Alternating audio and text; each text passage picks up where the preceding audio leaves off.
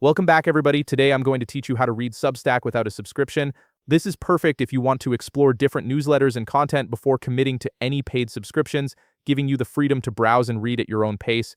First, open your web browser and head over to substack.com. Once you're on the homepage, you'll need to log into your account. If you don't have an account yet, you can quickly create one for free. Just click on the sign in button, typically located in the top right corner of the page, and enter your credentials. This step is necessary to access the platform's content and navigate through the various newsletters available.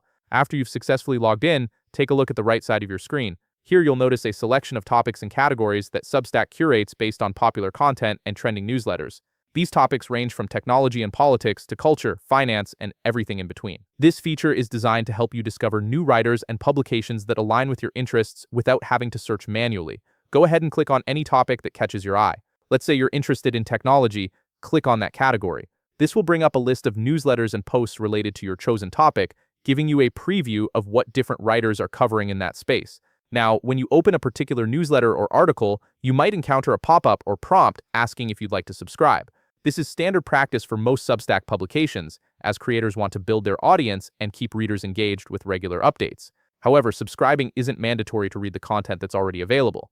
When this subscription prompt appears, simply click on No Thanks. This option allows you to bypass the subscription request and continue reading the article without committing to a newsletter. It's a straightforward way to explore content freely without feeling pressured to subscribe immediately.